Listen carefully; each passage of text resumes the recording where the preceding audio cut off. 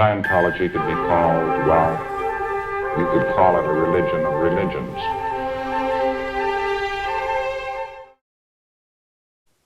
Recently, there's a, well, I don't know if it was recently, but there's a YouTuber called Sloan Bella. Have you heard about her doing a psychic reading into Scientology?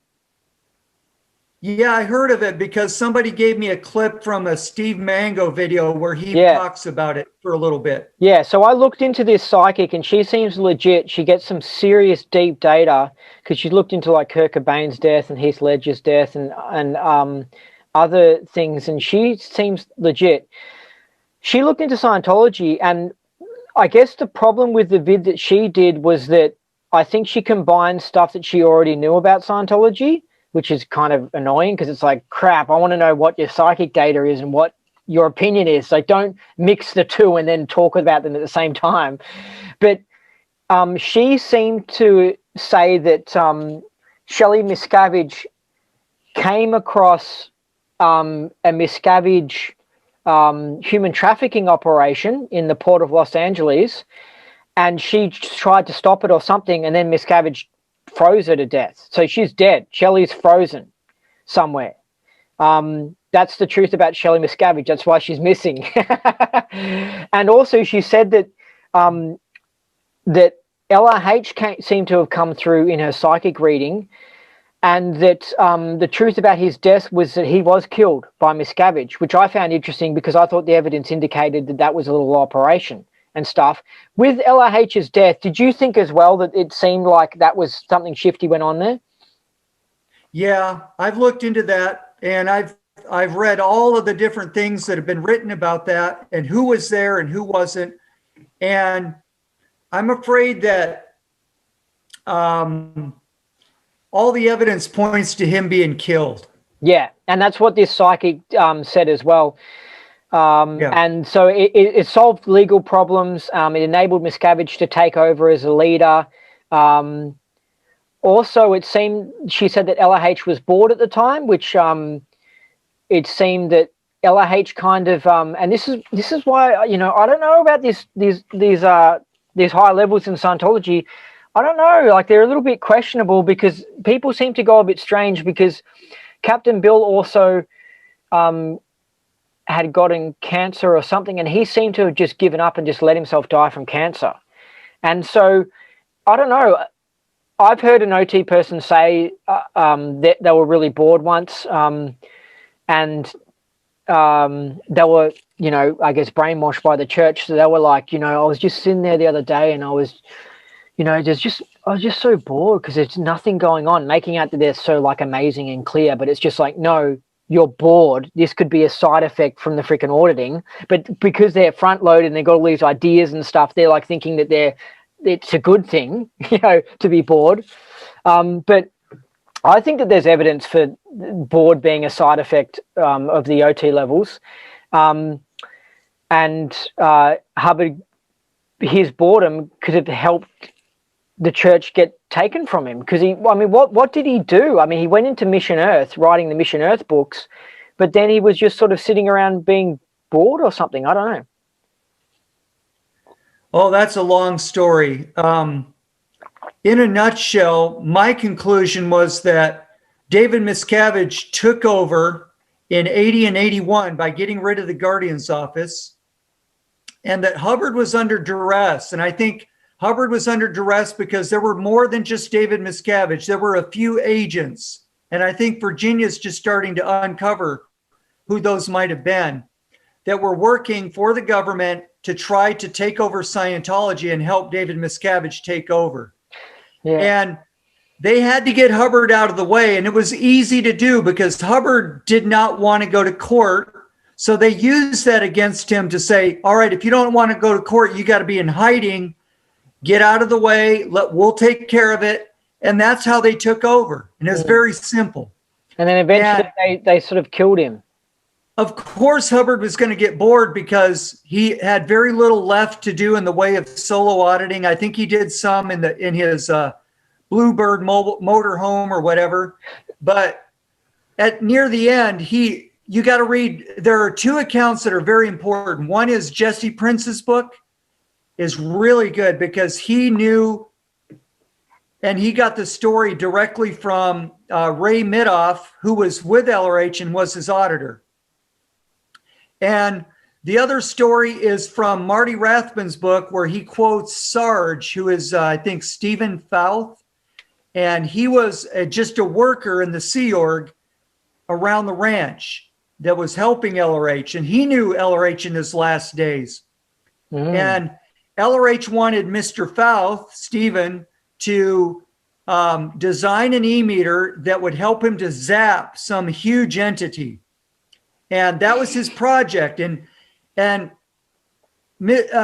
to his credit, he realized LRH was going to get killed if he designed the meter the way LRH told him to. So he designed it with a very high frequency so that there was a lot of zap to it, but it wasn't going to kill him.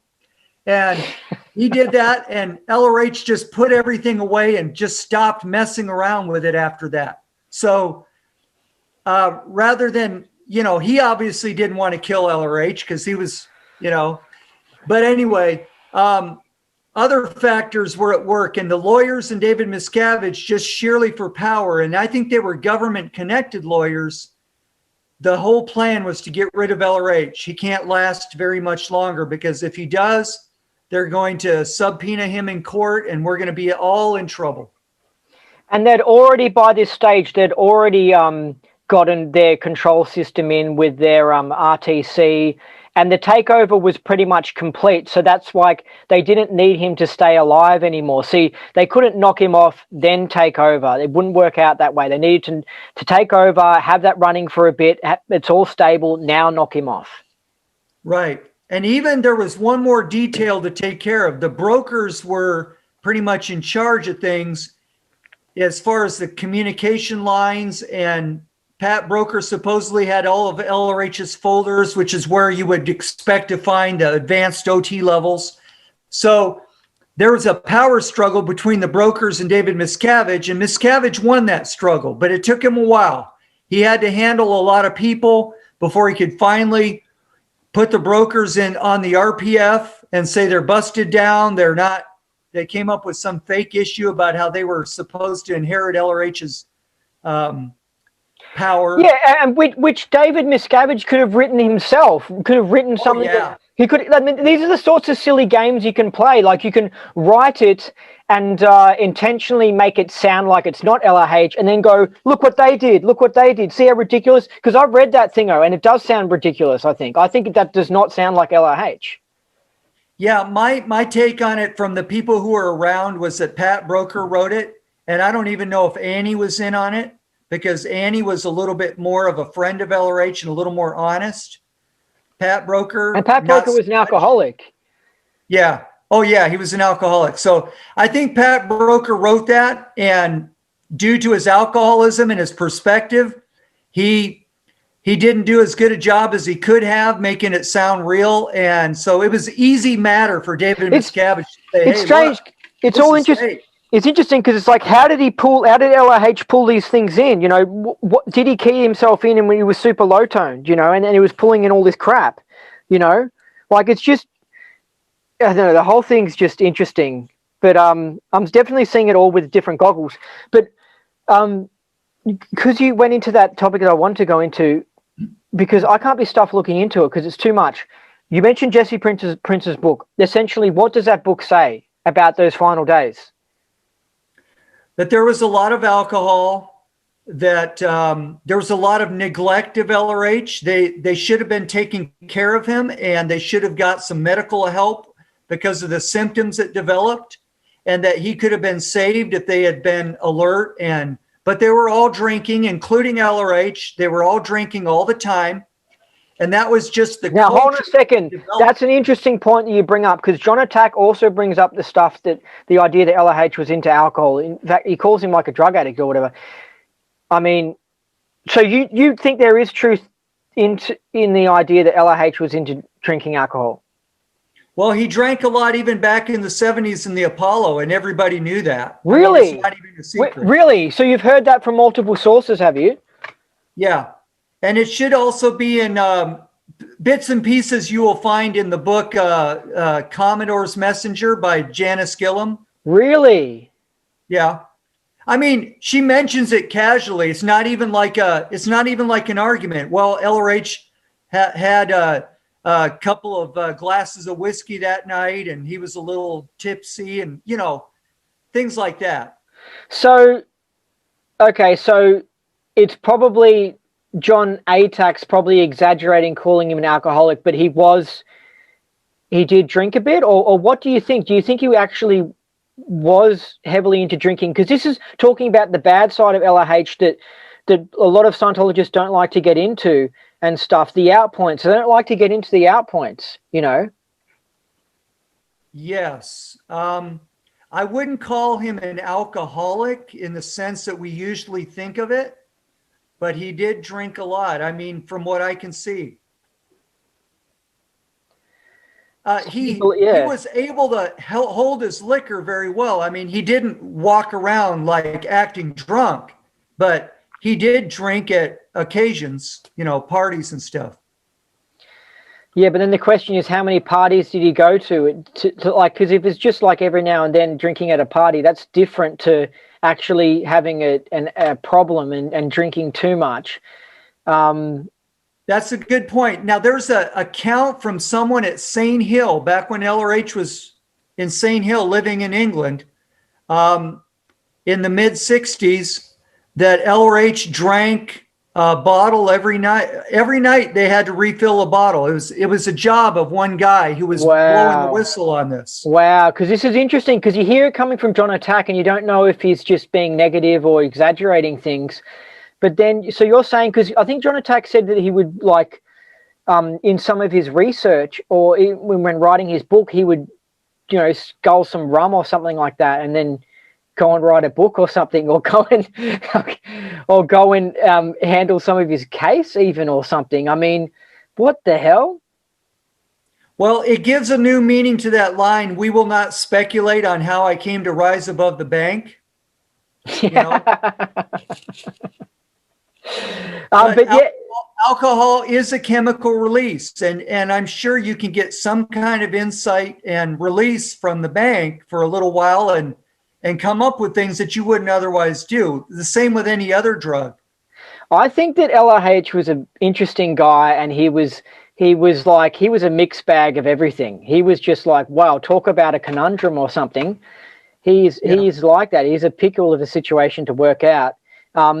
But you can go along in Scientology and it's just so easy to say like, oh, that's just black PR or something like that. But then you look into it and you're like, what? He was doing that? That's freaking crazy. Like, he's just a wild animal. And this is why I bet you Scientologists today, whether they're in the church or out, if they were back there around LRH at the time on the ship or somewhere else, they'll come back to you and they'll say, is that guy a bit crazy? Or they'll go, I don't think he was that impressive.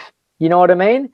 And so, like, for example, LRH's South African lecture where he supports the apartheid and very right-wing, very close to Nazi type ideas.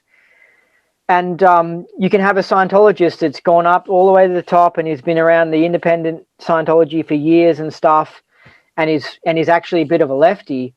And then he doesn't even know this whole side of LRH, and he hears that and he's like, what the hell? My whole idea of LRH is completely different. You know what I mean? Yeah. Yeah. Right. So there's people who are listening to this who might be like fundamentalist Scientologists. And, if they were there and they actually saw some of the things LRH did and saw some of the stuff that went on, they might turn to their friend and go, I think this guy's a bit crazy. And then when they go to listen to LRH's books or his lectures or whatever, they'll view all of Scientology with completely different goggles. They would see it all completely different, and they'll go, oh, this is kind of like Alex Jones crazy rambling and stuff. Like, when you hear LRH's lectures and that, you have to understand that you have to take it with a grain of salt. This is kind of like him just rolling off theories and going, oh, blah, blah, blah, blah, blah. And this is kind of like interesting Alex Jones stuff that's entertaining. But it's not necessarily 100% scientific facts. You know what I mean? You have to just go, this guy's funky, just don't You know, I think maybe KSW, that KSW attitude made it all crazy and literal, you know, and confused Yeah, I us. agree. Confused us. If we knew that this was just some funky, amazing, interesting person that's out there that's also out pointy and plus pointy and just everything, then you wouldn't be like, oh, I really take what this guy's taking seriously, you know? We take Right. him too seriously. Yeah. But he was a multi-dimensional, larger than life character. It was amazing things that he did, both good and bad. Amazingly good, amazingly bad. It's like, wow. Yeah, and like some of the stuff like saying saying that that when he, which I believe because it seems like it's true, when he said that or people when they leave Scientology, when they blow, it's actually because they're upset. It's not because they've got what is it because they've got withholds or whatever. Overts. Yeah, not because overts. they've got overts. He goes, no, it's actually because they're upset. No, and did he say? I don't know if you remember, but did he say that? Did he say, I just tell them that so I can control them? Did he say that or? Here's what he said in the note. This is a note to David Mayo and Is it Jesse Prince or no, that other dude, Bill Franks. Bill Franks and and David Mayo on the Apollo ship. David Mayo confirmed it. Oh, really? That's good to know. Yeah. He confirmed that story was valid. He didn't give his own version. Yeah. But Bill Franks reported that LRH said, do not let this get out, because if it got out, I would lose control over Scientology. And the idea that to get out is that people leave because they're upset, not because of their committing overts. Because LRH adopted the Roman Catholic Church model that if you can get people into their guilt, their overts and withholds, and keep them there, they're easily controlled. Yeah, basically LRH was willing to, he was basically breaking some eggs to make an omelet. He was trying to take over the world or save the world from the New World Order or whatever. And because he believed communism was taking over back then, he just didn't use the word New World Order. He did mention order or something once. But he basically was okay with brainwashing Sea Org members and stuff like that.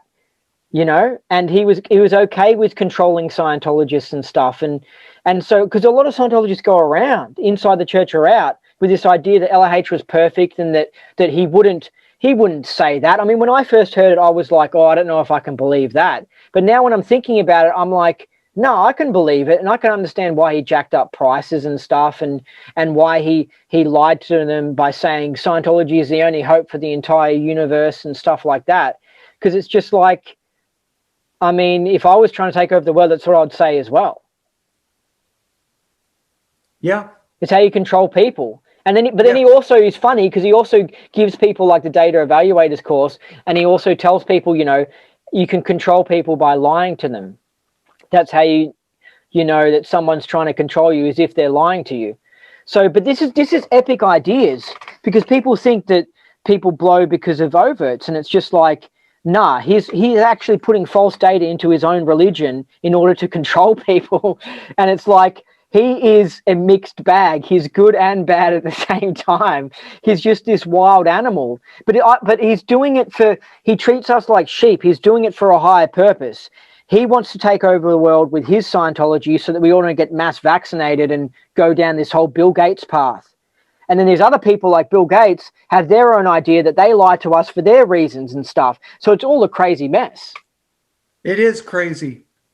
And let me point out, just correct a little thing here, because there are cases where people will commit, and we learned this on the basic study manual, the phenomena of misunderstood words, that people will commit overts and feel guilty and then want to leave the area. That is a valid thing. That is absolutely valid.